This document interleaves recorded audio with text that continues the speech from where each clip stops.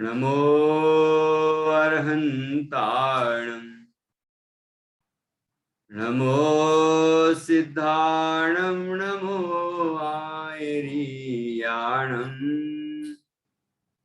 नमो अध्यायाणं नमो लोये सव्यसाहुणम्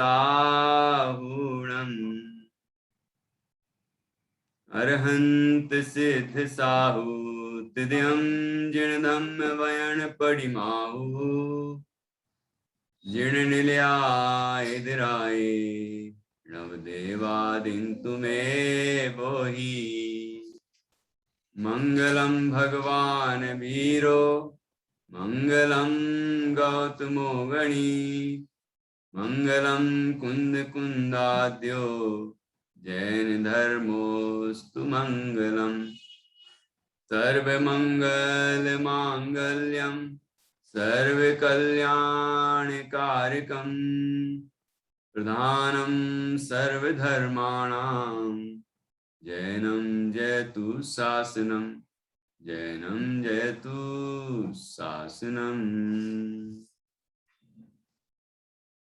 श्रीपतिर्भगवान् पुष्यात् भक्तानां वा समीहितं यद् भक्ति शुल्कतामेति मुक्तिकन्या करग्रहे।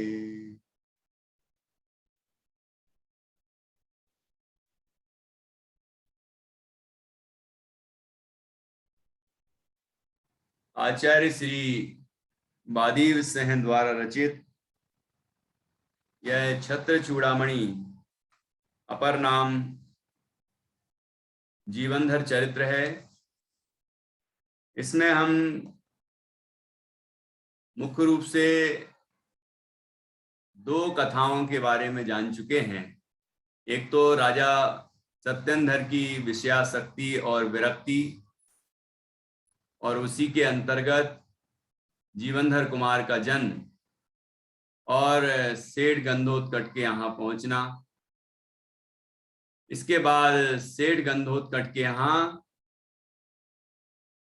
राजा लोकपाल जो आर्य नंदी आचार्य हुए, मुनि हुए, वो मुनि पद से भ्रष्ट होने के बाद सम्यक से सुशोभित होने के साथ जीवनधर कुमार के पास आए। सेठ गंधोत्कच के घर जीवनधर कुमार के पास आए और फिर उनकी कथा अभी यहाँ बताई गई। किस तरह राजा लोकपाल मुनि बने और फिर किस तरह उनको भस्मक रोग हुआ और किस तरह रोग निवारण हुआ, और जीवनधर कुमार को उन्होंने शिक्षा देकर योग विद्वान बनाया और फिर बाद में उन्होंने दीक्षा ली फिर से, और आत्म साधना के अपूर्व पुरुषार्थ द्वारा केवल ज्ञान को पाके मोक्ष की प्राप्ति की, अनंत सुख की प्राप्ति की। ये दो कथानक यहाँ हुए। अब जीवनधर कुमार बड़े हो चुके हैं, युवा हो चुके हैं। इस स्थिति का वर्णन यहाँ पर किया गया है। जीवनधर कुमार जब उनके गुरु का वियोग हुआ, उनको छोड़ के गए, तो उन्हें भी दुख तो हुआ, क्योंकि गर्भ धारण के अलावा गुरु माता पिता के समान ही होता है। इसलिए उनके जाने से दुख तो हुआ, लेकिन तत्व ज्ञान से उन्होंने उसका समाधान किया और अपने दुख को दूर किया।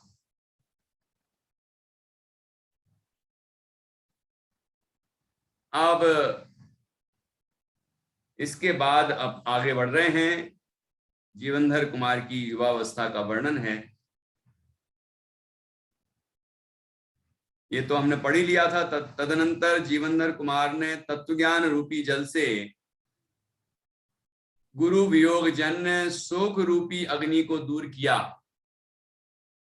शीत के जागृत होने पर क्या गर्मी के आतप का दुख कभी हो सकता है? ये सूक्ति हुई शैत्ये जागृति किम्नु स्या दात पार्ति ही कदाचन। शीत के जागृत होने पर क्या गर्मी के आतप का दुख कभी हो सकता है? अर्थात नहीं हो सकता। जैसे अभी बरसात का मौसम है लेकिन बारिश नहीं हो रही है और धूप फिर से होने लग गई, गर्मी जैसा माहौल बन रहा है तो गर्मी लगने लगी। लेकिन अभी बारिश हो जाए तो बाहर ठंडक हो जाएगी तो हमें भी तो ठंडक का अनुभव होगा कि नहीं? और जब ठंडक का अनुभव होगा तो गर्मी का अनुभव कैसे होगा? तो यहां लिखा शीत के जागृत होने पर क्या गर्मी की आतप का दुख कभी हो सकता है? अर्थात नहीं हो सकता। ऐसे ही तत्व ज्ञान रूपी जल, तत्व ज्ञान रूपी जल की शीतलता जब बरसी अंदर, अर्थात तत्व ज्ञान से अंदर में शांति मिली तो दुख का अभाव हो। तो गुरु वियोग जन्य जो दुख हो रहा था वो वियोग समाप्त हो गया, क्योंकि उन्होंने ये समझ लिया कि संयोग का वियोग निश्चित है। वो चाहे किसी का भी हो, गुरु ही क्यों ना हो, तीर्थंकर भी हुए तो उनका भी तो वियोग हुआ ही ना। कल की तिथि में पार्श्वनाथ भगवान मोक्ष पधारे तो पार्श्वनाथ भगवान का वियोग तो हुआ ही ना। ऐसी महावीर स्वामी, कोई भी तीर्थंकर हो, कोई भगवंत हो, संयोग का वियोग तो निश्चित ही है। ठीक है, ये वस्तु का स्वरूप है। तो इस वस्तु के स्वरूप को उन्होंने विचारा और विचार करके उनको समता आई कि संयोग का वियोग निश्चित है, ये स्वरूप है, इसलिए संयोग का वियोग हुआ है, उसे कोई रोक नहीं सकता। तो व्यर्थ के दुख करने से क्या लाभ? और उन्हें मोक्ष ही तो हुआ है। उनके गुरु मोक्ष पद को प्राप्त हुए, अनंत आनंद प्राप्त किया उन्होंने, इस संसार के दुखों से मुक्त हुए हैं। तो इस बात की तो प्रसन्नता ही होगी। ये तत्वज्ञानी को ही हो सकती प्रसन्नता। जैसे अपन लोग मोक्ष कल्याणक मनाते हैं ना, तो मोक्ष कल्याणक मनाते हैं, है ना, तो आनंद भी आता है। योग हुआ ये तो है ही, लेकिन आनंद भी है, क्योंकि मोक्ष हुआ ना भगवान को, तो उनको तो अनंत आनंद हुआ है। और हम स्वार्थ में रोते ही रहे कि नहीं नहीं, ऐसी दशा हमें भी पाना है, ऐसा मोक्ष, अनंत आनंदमय मोक्ष हमें भी हो। ऐसी भावना जागृत होने पर, ये तत्व ज्ञान जागृत हुआ तो आनंद प्रकट हो जाता है। ऐसे यहां तत्व ज्ञान के जागृत होने से जीवनधर कुमार के हृदय में जो गुरु के वियोग से शोक उत्पन्न हुआ था वह समाप्त हो गया और बिल्कुल शांति छा गई उनके मन में। उसके बाद फिर आगे लिखा है, गुरु के वियोग के अनंतर पांडित्य से विद्वानों के हृदय में, शरीर के सौंदर्य से स्त्रियों के हृदय में, और शस्त्र संचालन की योग्यता से रथ में अर्थात युद्ध रथ में जीवनधर कुमार के शोभायमान होने पर वहां जो वृत्तांत हुआ उसे कहते हैं। ये तीन बातें बताई, क्या क्या हुआ, क्या क्या चीजें उनमें थी कि विद्वत्ता, और दूसरा युवावस्था का सौंदर्य, तीसरा शस्त्र विद्या में कौशल, युद्ध कौशल। ऐसे शक्ति, बुद्धि, शक्ति और सौंदर्य सभी कुछ है, बुद्धि भी है, शक्ति भी है, सौंदर्य भी है, सब खेल उठा है। ऐसी अवस्था उनकी प्रकट हुई। तो उसी को यहाँ पर वर्णन किया है अलंकारिक शैली में कि विद्वत्ता से विद्वानों के हृदय में वास करने लगे। का मतलब हुआ कि जितने भी विद्वान होंगे उस समय, वो सभी में जीवनधर कुमार श्रेष्ठ थे। इसलिए विद्वान भी जिनको अपने हृदय में श्रद्धा से धारण करते हैं, याद करते हैं कि अरे जीवनधर कुमार तो बहुत विद्वान हैं, विद्वान भी जब जीवनधर कुमार को विद्वान कहने लगे तो इसका मतलब क्या हुआ कि जीवनधर कुमार सब विद्वानों में श्रेष्ठ थे। तो विद्वान उनको अपने हृदय में धारण करते थे। तो लिखा है विद्वत्ता से विद्वानों के हृदय में वास करते थे। युवा शरीर की कांति से युवतियों के मनोमंदिर में, कि वो अत्यंत सुंदर थे शरीर से, कामदेव थे ना वो, 23वें कामदेव तो अत्यंत सुंदर होते हैं।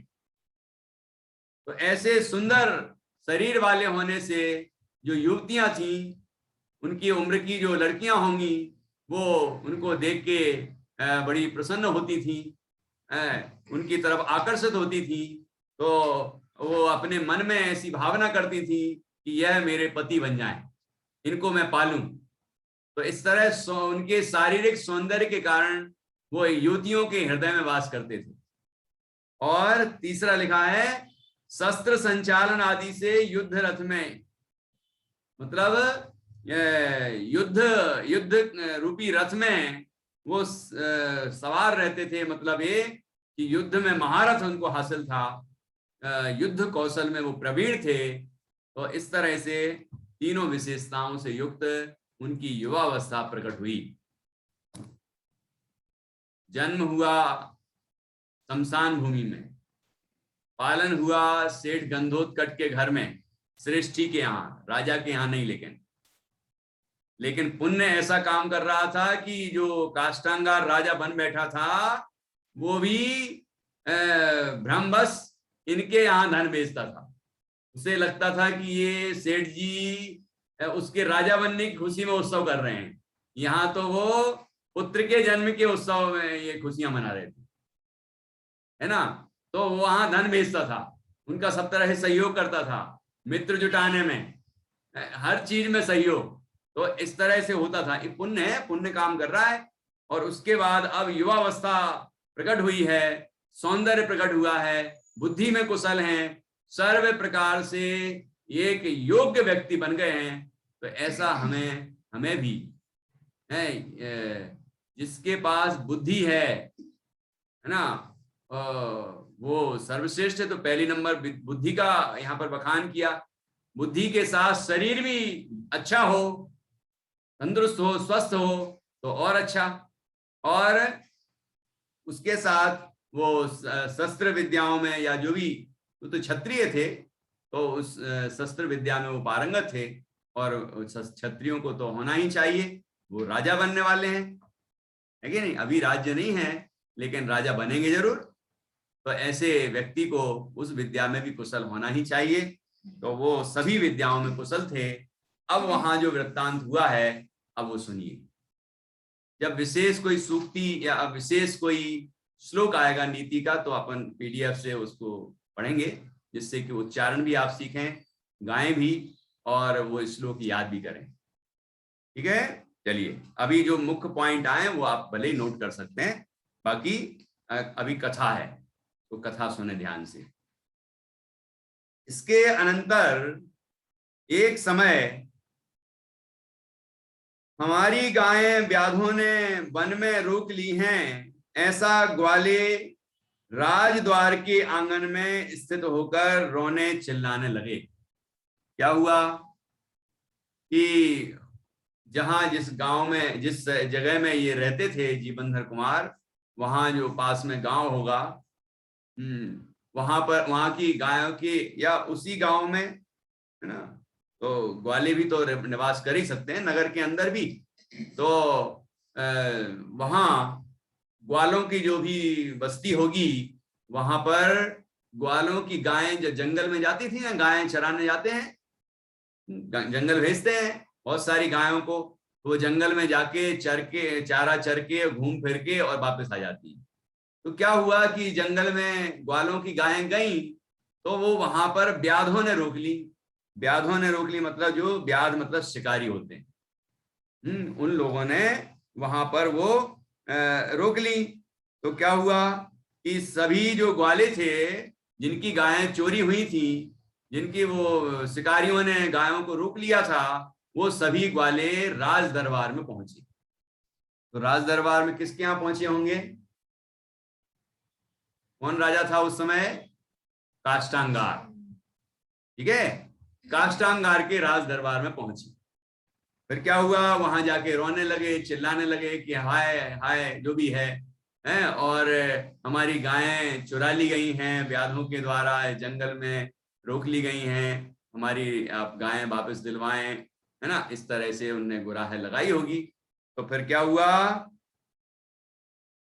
काष्टांगार भी उन ग्वालों के शोर को सुनकर व्याधों पर रुष्ट हुआ,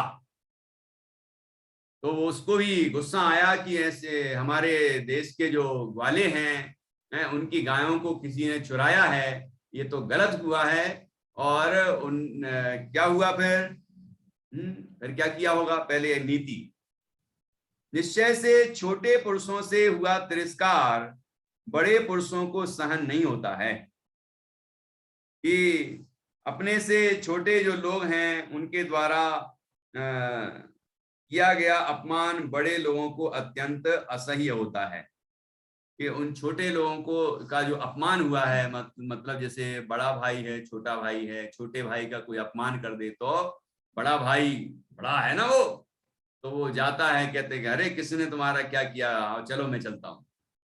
छोटे छोटे ही छोटे बच्चे हों तो उनमें भी जो बड़ा होता है ना, वो कहने लगता है अच्छा ऐसा, चलो मैं चलता हूँ, देखता हूँ कैसे क्या हो। मतलब ये ऐसा होता है, तो ये नीति बताई है। ऐसे ही जो ग्वाले हैं वो गांव के छोटे हैं, प्रजा है वो, और वो राजा के पास आई, अपने दुखड़े रोने लगी, चिल्लाने लगी, अपने दुख प्रकट कर रही है। तो राजा को लगा कि अरे ऐसा कैसे, मेरे राज्य में ऐसा कैसे हो सकता है। अब वो क्या करते हैं देखो।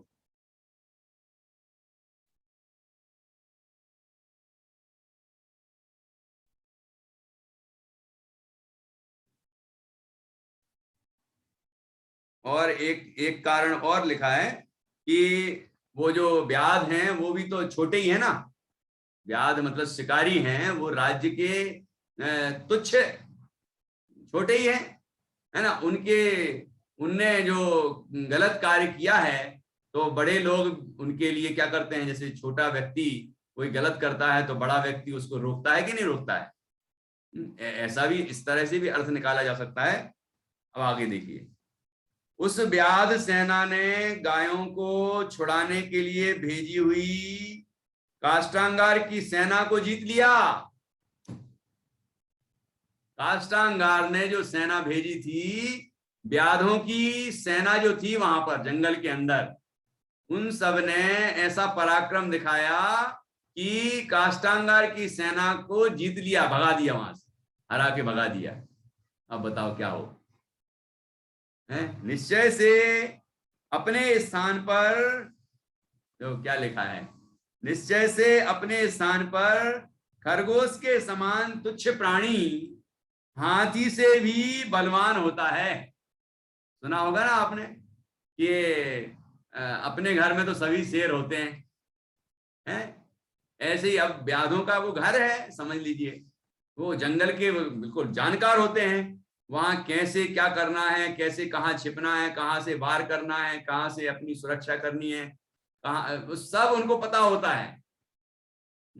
तो वहां वो अपनी जो उनके पास जो भी ज्ञान और सुविधाएं हैं उसका फायदा उठाते हैं और बलवान बलवान लोगों को भी वो जीत लेते हैं। ये होता है। अपने घर में तो सभी शेर ही होते हैं। वो शब्द क्या आ रहा था, कुत्ता भी शेर होता है, ऐसा। तो यहां लिखा है अपने स्थान पर स्थित खरगोश के समान तुच्छ पशु भी हाथी से अधिक बलवान होते हैं। गायों को छुड़ाने के लिए काष्टांगार ने जो अपनी सेना भेजी थी, उस राज सेना को व्याधों ने पराजित कर दिया। अब बताओ कि प्रजा पर क्या असर पड़ा होगा, उन ग्वालों पर क्या असर पड़ा होगा, राजा के प्रति क्या इमेज आई होगी। सोचिए कि राजा अपनी राज सेना, इतनी बड़ी सेना होने पर भी उन व्याधों को पराजित नहीं कर पाया और हमारी गायों को नहीं छुड़ा पाए, तो अब बताओ कि क्या हो। अब तो मतलब कोई कुछ कर ही नहीं सकता। ठीक है, राजा नहीं कर पाया तो कौन क्या कर पाए, ऐसी स्थिति होती है। तो अब देखो क्या होता है। व्याधों की सेना जीत गई, यह सुनकर ग्वालों का समूह भी क्षोभित हुआ और स्वयं लड़ने के लिए उत्तेजित हो गया। कि वो राजा नहीं जीत पाया, राजा की सेना हार गई, तो लेकिन हम तो अपनी गायों को छुड़ा के ही रहेंगे और उनको अपने वापस लाएंगे, उनको व्याधों को हम सबक सिखाएंगे। ठीक है, ऐसा वो सोचने लगे।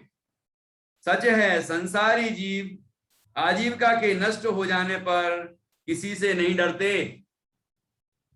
ये भी सूक्ति है। क्या लिखा, संसारी जीव आजीविका के नष्ट हो जाने पर किसी से नहीं डरते कि किसी ने किसी को आजीविका से निकाल दिया हो। मान लो जैसे कोई कहीं सर्विस कर रहा है और वहां से सर्विस से निकाल दिया, अब वो निडर हो जाता है। अभी तक तो दब दब के रहता था, अब उसको जब जब तुम उस सामने वाले से प्रयोजन क्या था कि वो आजीविका छीन ना ले, अब छीन ही ली, तो अब क्या करें?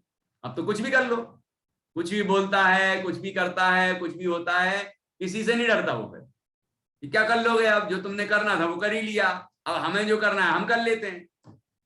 ऐसा होता है क्या नहीं?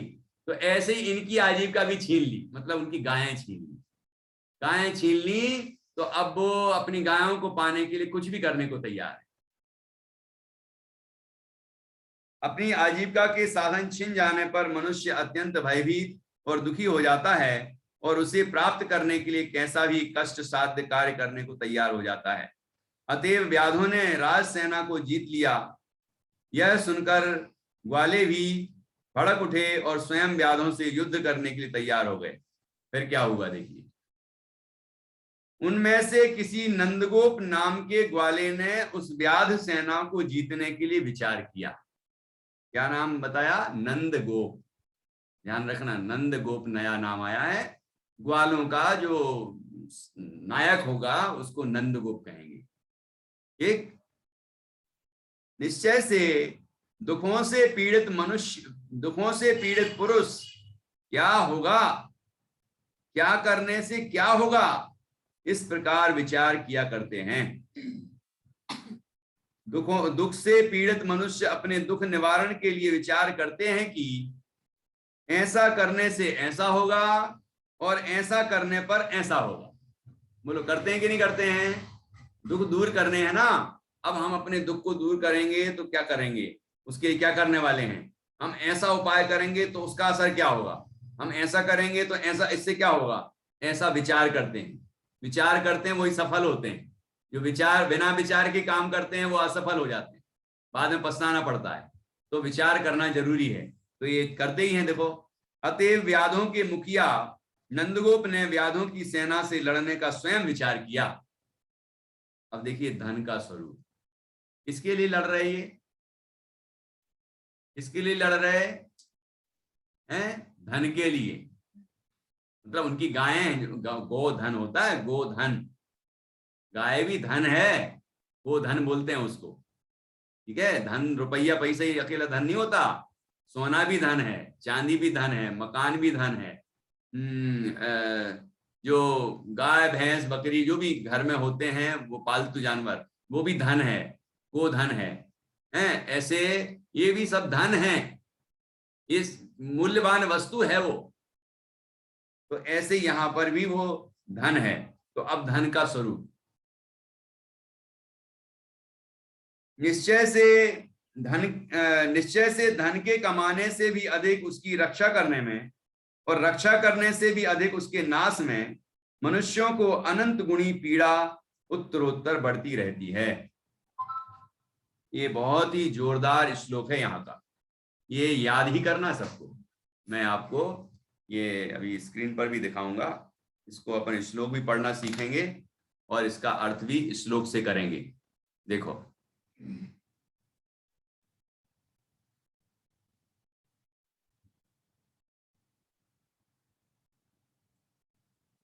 ये श्लोक मुझे बहुत प्रिय है।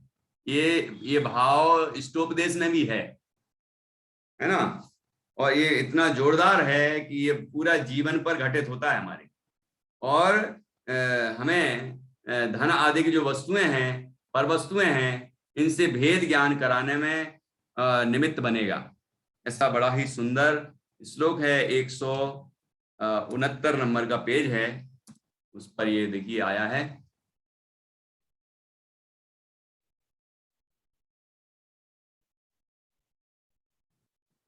धन का स्वरूप। धनार्जनादपि क्षेमे क्षेमादपि च तक्षये उत्तरोत्तर वृद्धा ही पीड़ा नृणाम अनंत सा।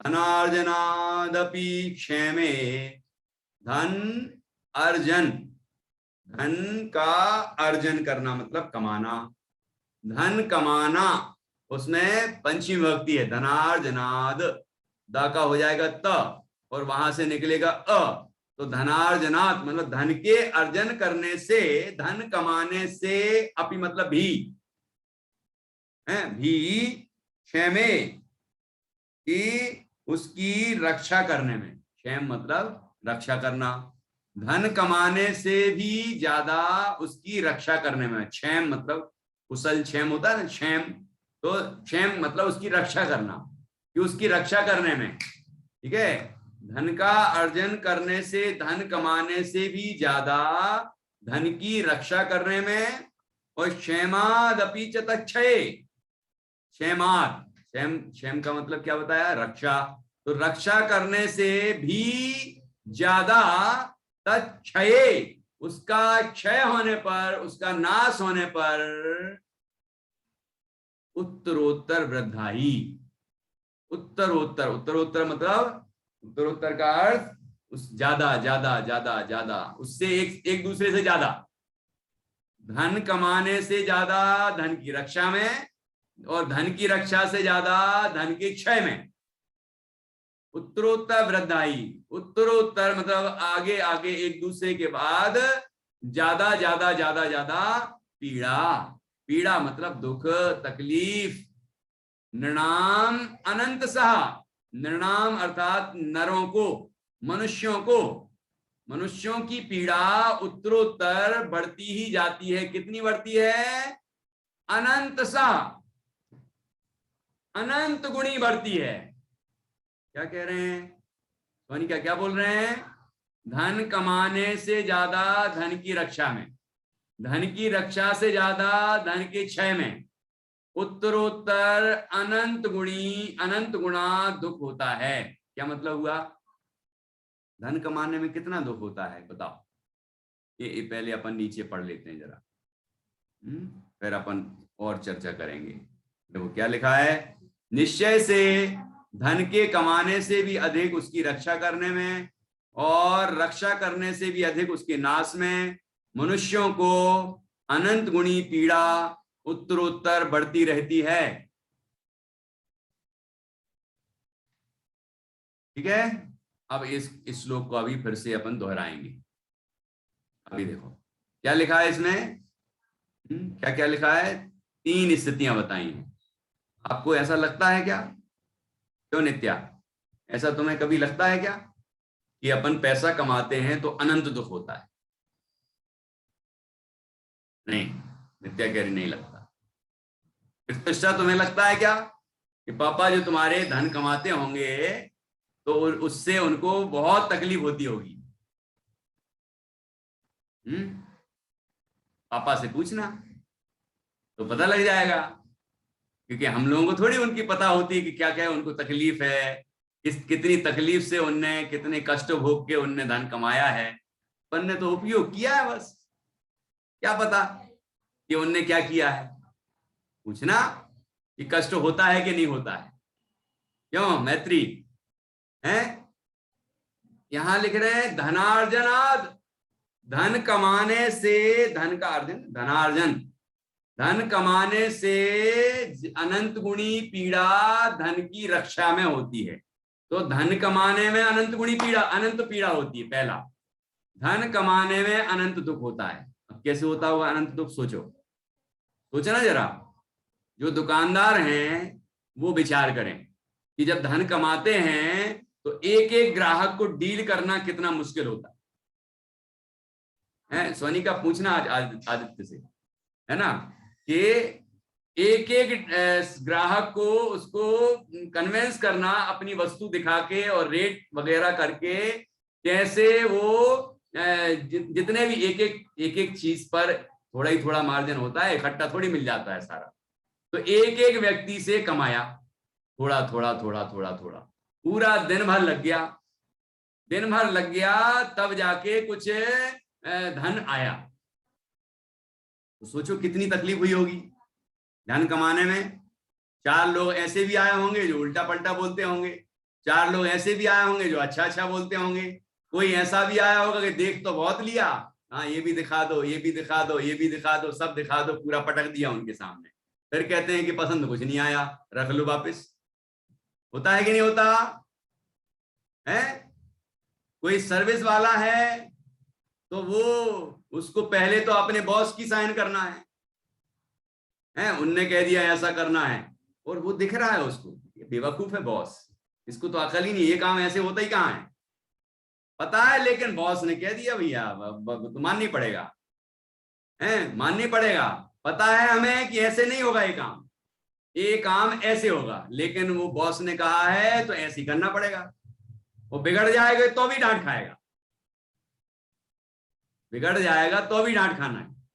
फिर जाके महीना निकाला। अब सोचो महीना कैसे निकलता होगा, एक एक दिन, एक एक क्षण कैसे निकलता होगा, कितने कष्ट सहने पड़ते होंगे, और कैसे काम करना पड़ता होगा जो भी काम दिया है। तो बुद्धि भी लगती है, शरीर की शक्ति भी लगती है, और सहनशीलता भी लानी पड़ती है, अपमान भी सहना पड़ता है। सारी चीजें होने के बाद थोड़ा थोड़ा हर दिन आता है, और फिर इकट्ठा होता है पैसा। होता है कि नहीं होता? किसान है वो, अभी देखो बड़ी कष्टकारक जिंदगी है, लेकिन कितना उदार व्यक्ति है वो। अन्नदाता इसलिए तो कहते हैं किसान को कि वो देश के लिए काम नहीं करे तो समझ लीजिए हम खा नहीं पाएंगे, और हमें लगता है कि हम महान हैं, और वो तो ऐसे ही है। जबकि किसान बहुत बहुत बड़ा है, उसका दिल भी बहुत बड़ा होता है। आप किसान के यहाँ चले जाओ, वो जैसे अपने घर में जाओ किसी घर में, तो जाम हो या फिर आम हो या और कोई भी चीजें हो, तो वो दो निकाल लेना आम, और दो बना दिए। अब तुम लोग सब थोड़ी थोड़ी छोटी छोटी प्लेट में रख दिया। वो किसान के यहाँ जाओ तो पूरा क्या बोलते हैं, टोकना टोकना रख देता है, लीजिए साहब, हमारा सौभाग्य कि आप लोग आए, आप लीजिए खाइए, जितने जिसको खाना है खा लो। मैं तो जब गांव जाता हूं तो ऐसा लगता है कि बड़े आदमी तो ये हैं, कितना बड़ा दिल है। हम लोग आ रहे थे, लौट के गांव से बाहर निकल रहे थे, एक पिताजी का कोई परिचित मिल गया, वो अपने घर के लिए अपने खेत से ही, खुद के खेत से इतने सारे टमाटर, बढ़िया देसी टमाटर लेके जा रहा था। तो हम लोग बीच में मिल गए, गाड़ी रुकी, पिताजी ने बात की, जोहार बिहार हुआ, और कहने लगा कि ये आप लोग ले जाइए, रास्ते में काम आएंगे। पूरे के पूरे दे दिए, मना किया तो भी नहीं माना, पैसे तो लेने का सवाल ही नहीं। मैं कई बार सोचता हूं कि ये है बड़ा दिल। इसीलिए तो गांव में जो जाता है तो आओ भैया बैठो, आओ चाय पानी कर लो, मतलब कितना सत्कार करते हैं। तो अभी तो मुझे दूसरी बात कहनी है, मुझे ये कहना है कि वो किसान खेती करता है, वह बारिश के भरोसे रहता है, वह बारिश आती है, ठीक है, फिर उसके बाद अगली क्रियाएं शुरू होती हैं। बारिश ज्यादा आ जाए तो तकलीफ, कम आए तो तकलीफ, सारे इंतजाम करने के बाद जैसे तैसे एक फसल पूरी होती है जितनी बची, और बचने के बाद यदि पानी गिर जाए या कोई तकलीफ हो जाए तो सड़ जाए। और पूरी उसने थ्रेसिंग व्रेसिंग करके और सारे अनाज निकाल लिए, बारदान में बोरे में भर दिए, अब उसके बाद खरीदने वाला नहीं मिले तो अब वो कहता है, भाव खाते हैं लोग कि नहीं हम इतने का लेंगे, वो कहता नहीं भैया इतना भाव है, इतना ले लो, कि नहीं नहीं नहीं, और पैसे भी आना, दे जाओ माल आना। फिर बाद में बेचारा आता है, बार बार आता है, थोड़े थोड़े मिलते हैं, काम होता है। देखा होगा कि नहीं ऐसा? कोई भी प्रोफेशन हो, है ना, खेती बाड़ी की बात कर ली अपन ने, नौकरी चाकरी की बात कर ली अपन ने, व्यापार धंधे की बात कर ली, और क्या है, और कुछ बताओ, मतलब होता हो तो आप सोचना। फिर अब सब चीजों में एक ही बात है, क्या? अनंत दुख। आप हम सोचेंगे तो पता चलेगा, हमें लगता है कि ठीक है क्या है उसमें, आ गया उसमें कुछ नहीं है, क्योंकि अनादि से जीव को दुख सहन करने की आदत है। दुखी कहता है कि दुखी होना संसार है, वो तो संसार में दुख हो गई तो हो ही रहा है, दुख कष्ट हो ही रहा है। मैं व्यस्त व्यस्त त्रस्त अभ्यस्त रहा, एक पूजन में आया है, मैं व्यस्त त्रस्त अभ्यस्त रहा, मैं व्यस्त रहा और उससे रहा त्रस्त मतलब दुखी, लेकिन उसका हो गया अभ्यास।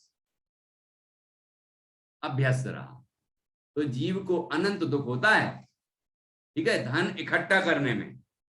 अब जैसे तैसे उसने इकट्ठा कर लिया धन। अब कोई कहेगा कि चोरी चकारी करके भी तो धन ले आते हैं लोग, तो उनके ही देख लो, उनको तो कितनी तकलीफ है, कितनी तकलीफ है, वो ही जानते हैं।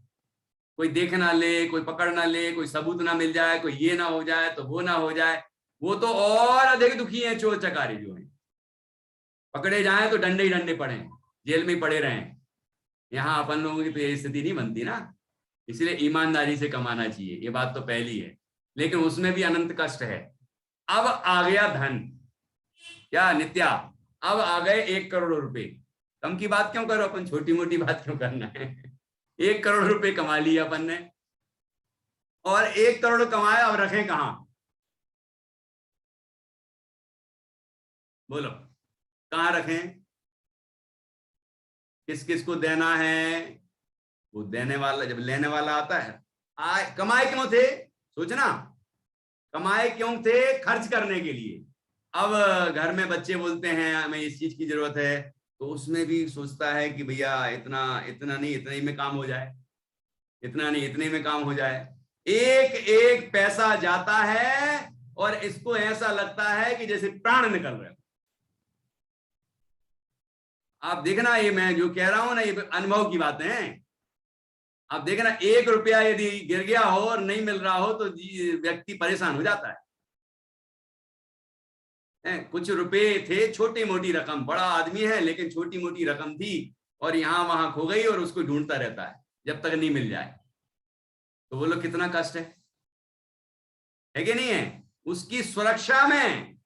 अब कहाँ रखें, कहाँ बैंक में रखें कि घर में रखें, कोई चुरा ना ले जाए, कोई किसी के और के पास रखें कि अपने अपने पास रखें, क्या करें, इस धन का आ तो गया है, अब करें क्या, कैसे सुरक्षा हो। तो इस चिंता में, उसकी रक्षा के विकल्पों में जीव जितना कमाने में दुख होता है अनंत, उससे अनंत गुना दुख इसकी रक्षा में होता है। अभी बैंक में रख दिए और बैंक दिवालिया हो जाए तो क्या हो,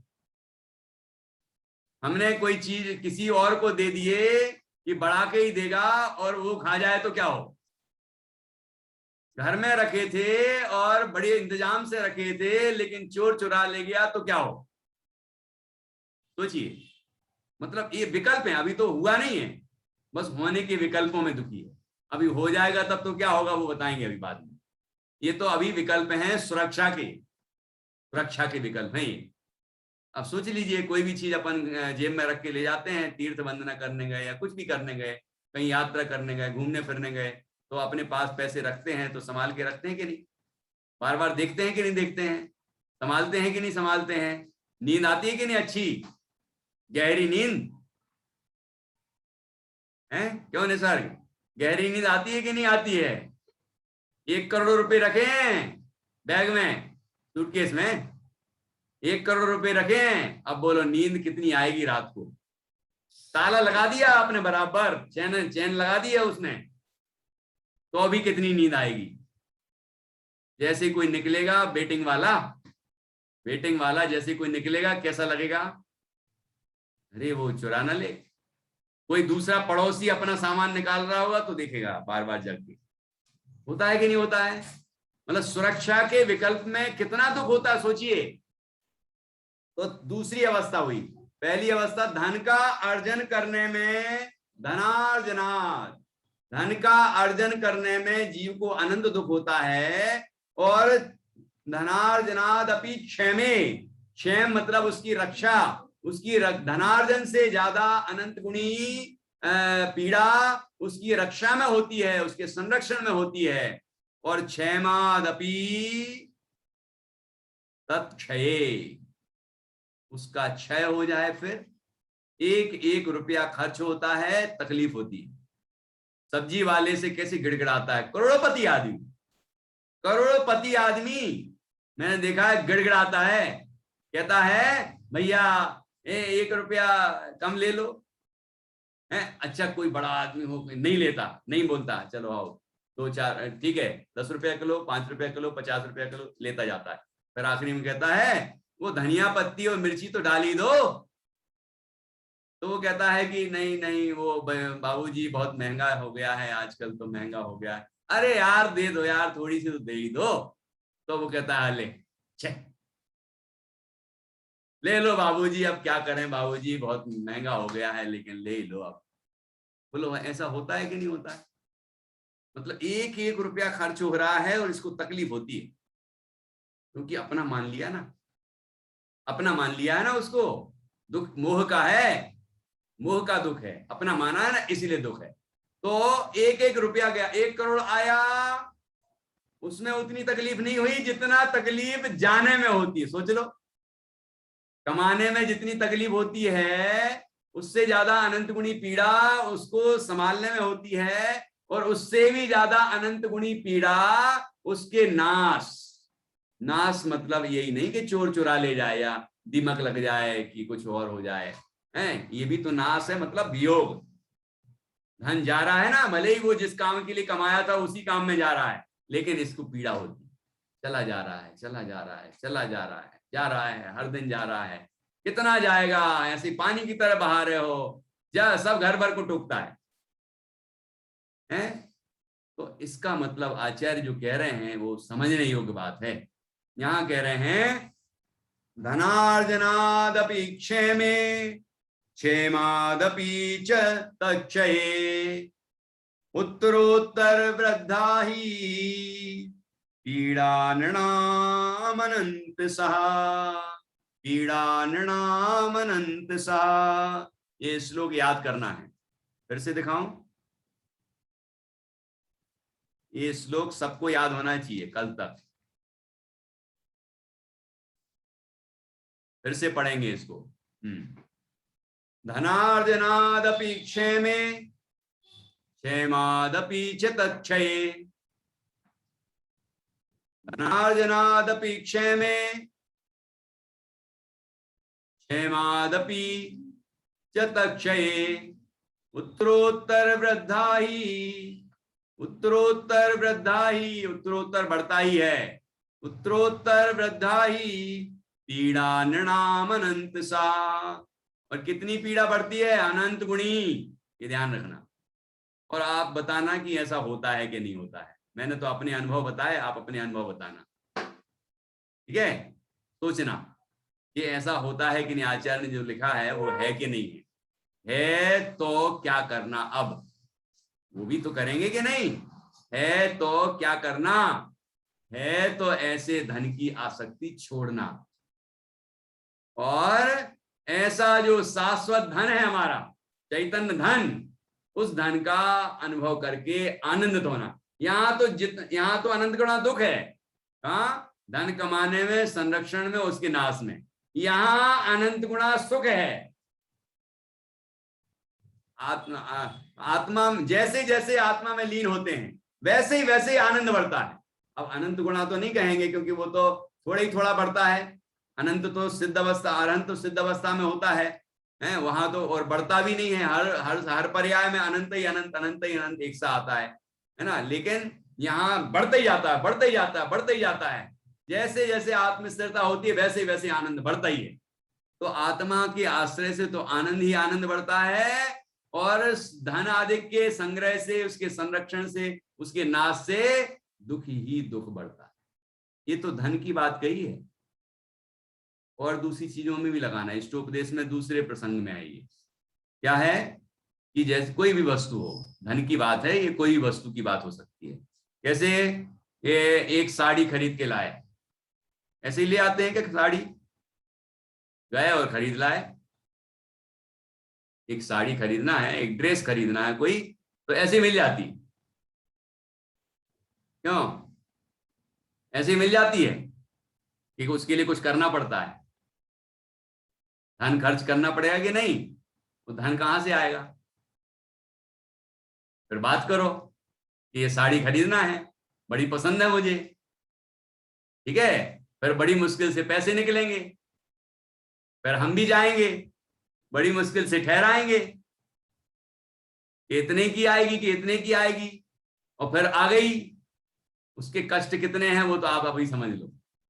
पहले पाने में, वो चीज के संग्रह करने में, मतलब मिलने में कितनी तकलीफ है, कितने इंतजाम करने पड़ेंगे।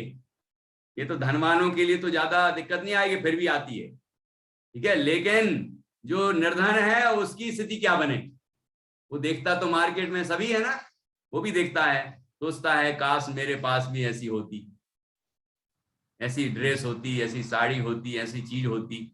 वो अब फिर उसके लिए धन जुटाता है।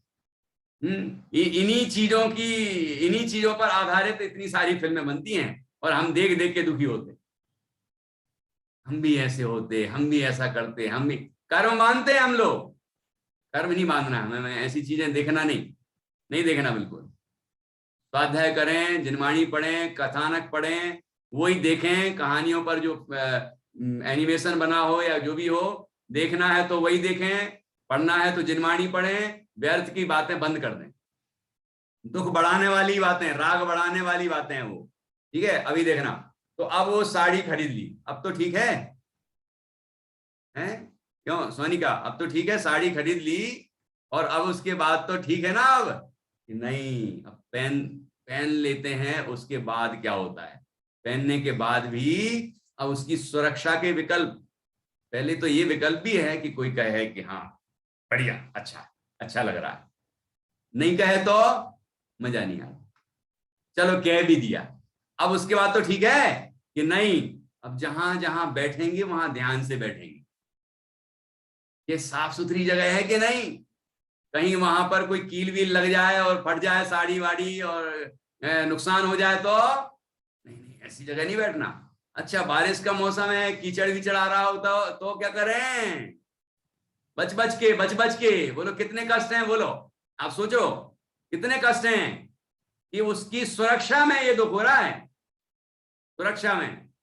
और फिर गंदी तो होगी ना साड़ी, वो वस्तु जो है वो गंदी तो होगी कि नहीं, फिर उसको धोएगा, अब धोने में भी ध्यान रखेगा, ये पाउडर से नहीं उससे धोना, उससे नहीं उससे धोना, ऐसा ना हो कि रंग निकल जाए, ऐसा ना हो कि ये हो जाए, बोलो होता है कि नहीं होता।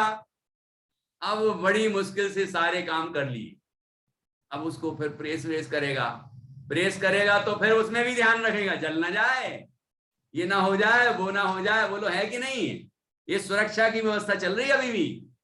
अब उसके बाद एक ना एक दिन तो पुरानी होगी कि नहीं होगी, एक ना एक दिन तो फटेगी कि नहीं फटेगी, या फटेगी या पुरानी होगी, या फिर कोई चोरी कर ले जाए, या कुछ भी हो सकता है, वो चीज वियोग होगा कि नहीं होगा, तो बड़ा कष्ट होता। मेरे प्राणों से प्यारी वो साड़ी थी, वो चली गई